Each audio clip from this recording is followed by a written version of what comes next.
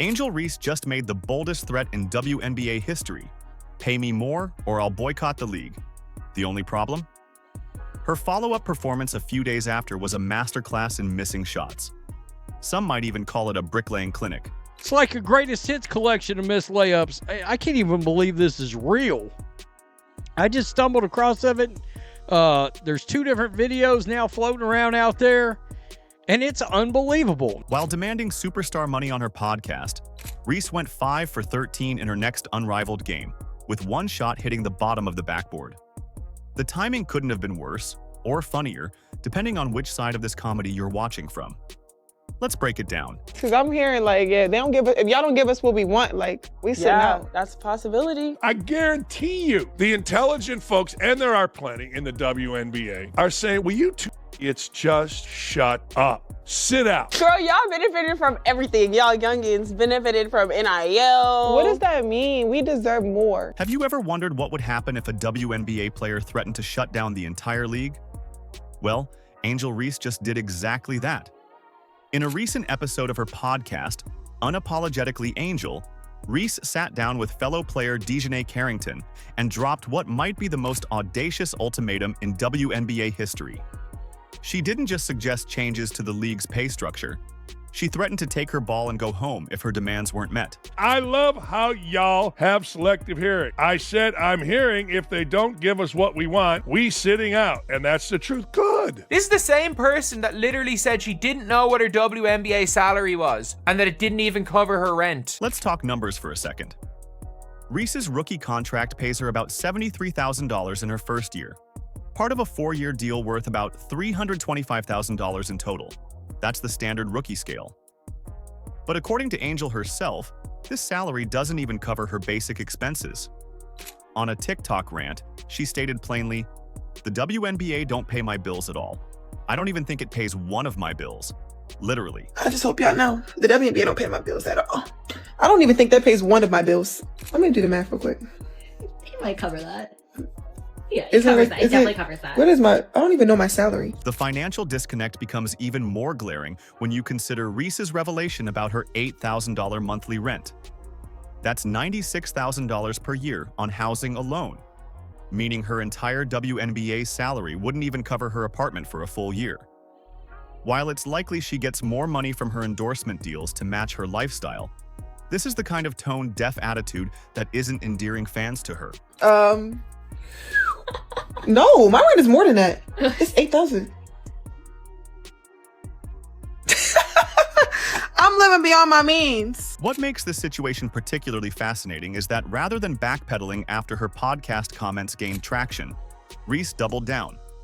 She took to social media to reinforce her boycott threat, making it crystal clear this wasn't just podcast banter. She's genuinely prepared to sit out if her financial demands aren't addressed. She just threatened the lockout. If y'all don't give us what we want, we sitting out. This is why sometimes you probably should have somebody look over a podcast. She's threatening to go on strike. I actually understand it's the way negotiations work in the CBA, not on a podcast. But here's where Reese's argument starts to fall apart. She expressed particular frustration about future rookies potentially earning more than her. The likes of Juju Watkins, who will join the league in 2026 or 2027. The ones coming in this year will still be on the rookie contract again. The ones that the year after they're going to get more, they probably going to be making more than us. It's a complaint that reveals a fundamental misunderstanding of how WNBA contracts work. But the women coming in, not this year, but next year. Yeah. The ones coming in this year will still be on the rookie contract again. Mm-hmm. The ones that the year after, they gonna get more. They probably gonna be making more than us. Oh, they are. I'm hurt. They are. Like, yeah. I've been in the meetings. They are. The reality is simple, but seemingly lost on Reese. She signed a standard rookie-scale contract that locks her in for 4 years, until 2027. That's how collective bargaining agreements function in professional sports. Even if the WNBA negotiates a new CBA that increases rookie salaries, Reese would still be bound by the terms of her existing contract. Her boycott threat essentially asked the league to tear up a legally binding agreement just because she's unhappy with it now, and will be jealous of the new rookies under the new CBA. Like, if I'm an NBA owner, I didn't get rich by wasting a couple million on something that has no chance of making money. These two, sit out. Sit out. See what happens. Now, I would miss watching the Fever. I would miss watching Caitlin Clark, but I wouldn't miss anything else. This disconnect becomes even more problematic when you consider the WNBA's financial reality. Despite record viewership and attendance last season, the league still lost approximately $40 million. The economic foundation simply isn't there to support the kind of mid-contract renegotiation Reese seems to be demanding. You lost 40, 50 million. You know who would clap for you all sitting out? The NBA. So they don't have to subsidize your dumbasses to the tune of 40 to 50 million a year. When you make demands this bold, you'd better have the performance to back them up. Which raises an important question. Does Angel Reese's on-court production justify special treatment that no other player in the league receives? Should someone shooting 39% from the field and the worst shooting within 5 feet from the basket be the exception to contractual rules that apply to everyone else? Final as a club has not made a three-pointer. Gray's turnaround, no good. Final third in the league in three-point field goals. Reese looks to stick with it, nabs it back. Angel Reese, no. As if the basketball universe wanted to respond directly to Angel's ultimatum, her very next game turned into what can only be described as a layup clinic, though not the kind anyone would pay to attend. Just days after making her bold salary demands, Angel Reese stepped onto the unrivaled league court, facing off against Aaliyah Boston's Vinyl Basketball Club, and what unfolded next became internet gold for all the wrong reasons. Angel Reese last night, once again, had one of the worst shooting games in the history of planet Earth. For what's supposed to be a big?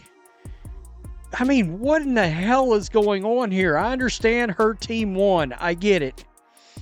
5 of 13 from the field. 13 rebounds, 5 offensive rebounds, only 10 points. Let's talk about that 5 for 13 shooting performance. In basketball, making layups is pretty much expected from professional players. It's basketball 101. But Angel seemed to forget the fundamentals at the worst possible moment. The most jaw-dropping moment came when one of her layup attempts somehow managed to connect with the bottom of the backboard. Not the rim, not the net, the bottom of the backboard. That's the kind of shot you'd expect from someone who's never touched a basketball before, not from someone who believes they deserve a bigger paycheck. This is the same player that just came out and said, if they don't pay them the bag in the WNBA, we sitting out. Quote, we sitting out. What?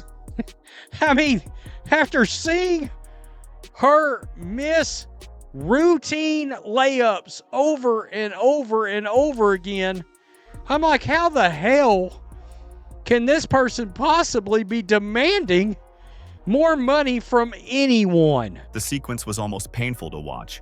Multiple attempts directly under the basket, point-blank range, the kind of shots that players practice since elementary school. And somehow, they weren't falling. Not just missing, but missing in spectacular fashion. One shot after another clanking off the rim or missing entirely, while defenders who couldn't believe their luck grabbed the rebounds. Gets to Sykes, lofts it up. Reese on the cleanup. Power dribble to separate. The internet, predictably, had a field day. As clips of these missed layups went viral, fans responded with comments dripping with sarcasm. "Pay her, please," and "Give her the max" appeared repeatedly under videos of her bricks. Others didn't hold back, labeling Reese a bricklayer and questioning her offensive skills with comments like, "She is so overrated," and "Reese only one I've seen make a layup look hard." Guys, how many times have I said she shouldn't be practicing no jumpers from nowhere. I mean, she ought to be just layup after layup after layup. Because let's be real, a lot of the heat she takes is because of this. And it's because it's not to be believed. Some observant fans even noted that Reese managed to secure 2 offensive rebounds on multiple possessions where she missed her layups, leading to speculation about whether she was intentionally missing shots to inflate her rebounding stats. Talk about a conspiracy theory that actually makes you stop and think. Say what you want about Angel Reese. You can't tell me she isn't the star of every show every time she's on the court. I can't even hate on this. She's Larry, Moe, and Curly all at once. The Three Stooges. I mean, wow. Come on. I think the worst part is Lisa Leslie risked her legacy and credibility coaching her with no visible improvement so far anyways. Good God. Laugh out loud. But she gets rebounds. She's threatening leagues over pay. The timing couldn't have been worse. Imagine walking into your boss's office demanding a raise, and then immediately afterward completely failing at the most basic aspect of your job. That's essentially what happened here. The disconnect between Reese's salary demands and her actual performance became impossible to ignore. What's wild is that some players can struggle with shooting but still provide value in other ways that justify higher salaries: elite defense, playmaking, leadership. But when you're missing point-blank layups that hit the bottom of the backboard, it's tough to make a case that you're being underpaid. And isn't she shooting like 35% from the field? Can somebody tell me who in the world watches a 35% shooter from the paint that is basically grabbing her own rebounds from her own missed shots? Basketball performances speak volumes, but TV ratings scream even louder. Angel Reese keeps talking about her value to women's basketball, but when viewership plummets from more than 300,000 to below 100,000, maybe it's time to perfect those layups before demanding that bigger paycheck. Angel Reese wants credit. The reason why WNBA is up is because of Angel Reese. She's not getting enough credit. She did this too. She taunted Caitlin Clark. She made this whole thing. Let's talk about the elephant in the arena. Angel Reese has positioned herself as a cornerstone of women's basketball's rising popularity. She's branded herself as must-see TV and a driving force behind the WNBA's recent surge in interest. The image she's cultivated through social media and press appearances suggests she believes fans are tuning in specifically to watch her play. Yeah, the reason why we watching women's basketball is not just because of one person, it's because of me too, and I want y'all to realize that. But what happens when we measure star power not by Instagram followers or podcast downloads, but by actual viewership numbers? The Unrivaled League, where Reese currently plays, tells a story that contradicts her self-assessment. From a promising debut, interest has steadily nosedived to record lows under 100,000. That's not just a slight dip, it's a free fall that suggests fans aren't rushing to their screens when Angel plays. But her attention, her notoriety is based off Caitlin Clark. Because she wins the national title, first thing she does, she mocks Caitlin Clark.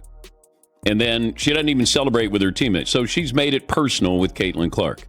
Then she's played off of that. The reality check gets even more brutal when you discover an unrivaled game featuring Reese couldn't even outperform a college basketball matchup between UCLA and Nebraska on the Big Ten network.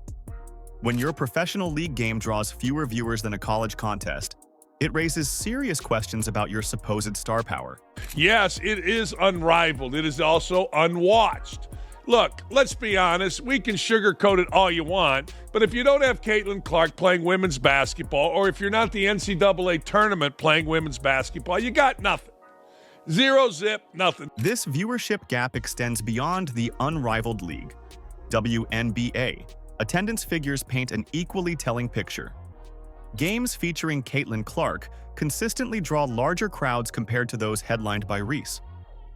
Empty seats speak just as loudly as Nielsen ratings, and both are saying the same thing about who's really moving the needle in women's basketball. Actually, if you really want to go into business, you need to pay some money back. You made absolutely nothing. You haven't really enhanced the league. Caitlin Clark has. We have to be completely honest about this, whether we like it or not. 90% of this revived or renewed interest is really based around one singular player. While Reese fixates on contract negotiations and salary demands, Clark takes a remarkably different approach to her status in the league. Rather than positioning herself as the reason for the WNBA's growth, Clark expresses genuine appreciation for the league's current trajectory. I think where the WNBA is right now is pretty incredible. I think a lot of people, or most people, would not believe it's in the place that it is right now. I mean, I'm not huge on like comparing the WNBA and the NBA. Like, I don't really think that's fair. Obviously, I think where the WNBA is right now is pretty incredible. I think a lot of people, or most people, would not believe it's in the place that it is right now. So I think when people always ask me this question, like where I think it'll be in 5 years, is like, it's hard for me to answer because people didn't even think we'd be right here, right now. And I think really sky's the limit. I think when you see, our TV numbers when we're on, national television, we're averaging over 1 million viewers or whatever it is. The All-Star game, I think, was over 4 million viewers. Like, it's just really great numbers. So the more opportunities we're given, I think the more it's going to shine and get better and better. I think also the talent level in college is continuing to get a lot better, and as those players come into the league, and it's going to continue to improve. We're adding 2 new teams next year, and then probably another team year after that. Some more games. Yeah, more games, which I think will be good. It will lengthen the season a little bit more. Notice the difference? While one player issues ultimatums, the other expresses gratitude. While one threatens boycotts, the other focuses on improvement. Clark isn't resting on her laurels or demanding recognition. She's reportedly dedicating her offseason to physical transformation and preparation for her sophomore campaign. She's putting in the work to elevate her game, rather than elevating her demands. This contrast in approaches reveals 2 vastly different understandings of professional sports. One player believes her value comes from perceived star power and should be compensated accordingly, regardless of performance. The other recognizes that true value emerges from continuous improvement, consistent results, and genuine contribution to team success. If I was funding this league, I'd say, all right, hold on. You got a golden goose. We all got one in Caitlin Clark. These people that are criticizing Caitlin Clark, these people that are hitting Caitlin Clark, these people that are talking as if they are as important as Caitlin Clark are hurting our opportunity. They're hurting the brand. When we ask who's actually driving the newfound popularity in women's basketball, ticket sales and viewership numbers provide an unambiguous answer. The data doesn't support Reese's self-assessment as a viewership magnet. Instead, it points to Clark as the player who consistently drives fans to arenas and viewers to broadcasts. The numbers don't just suggest a trend, they scream a conclusion. Caitlin Clark, not Angel Reese, is the primary catalyst behind women's basketball's current surge in popularity. This isn't opinion or preference. It's what the viewership data and attendance figures consistently demonstrate across multiple metrics and platforms. I will continue to use my voice to speak for what we want and deserve as a league. Thank you. No, that's not what you did. You said me, I. They're going to get more than us. I deserve more, blah, blah, blah. Oh, shut up. The true story of women's basketball growth stares us in the face through cold, hard numbers. While one player loudly demands more money with ultimatums, another quietly draws record crowds and viewership. As one analyst bluntly put it, if I'm an NBA owner, I would miss watching the Fever. I would miss watching Caitlin Clark, but I wouldn't miss anything else. This sentiment captures the reality. Clark's impact towers over competitors who claim equal importance to the league's success. The path forward for women's basketball isn't paved with podcast threats or social media demands. It's built through the kind of authenticity and skill that actually fills arenas. The contrast is striking: humility versus entitlement, substance versus spectacle. The numbers don't lie, and they reveal exactly who's driving this new era of women's basketball. Fans recognize genuine value, and they're voting with their viewership and ticket purchases. Do you think Reese will ever change? Let us know in the comments. Like, subscribe, and turn on all notifications so you never miss out. Click the video on the screen, and we will see you in the next one.